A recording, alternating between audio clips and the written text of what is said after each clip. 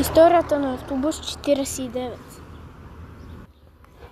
Линията е открита през 1968 с маршрут от Площадово в Мост до село Бърложница. През 1976 от автостанция Захарна фабрика до село Бърложница. През 1979 от автостанция Захарна фабрика до село Радоловци. През 1986 линията се закрива. 21 май 2012 година от обръщалното колело при метростанция Сливница до град Банкя, квартал Клисура. Подвижен състав: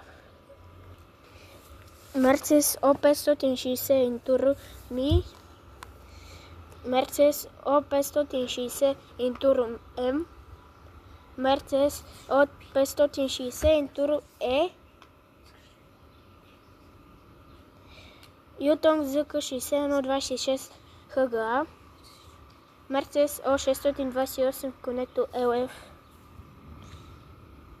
Мерцедес О345 Конекто G, Мерцедес О345 Конекто. И това беше видеоклип.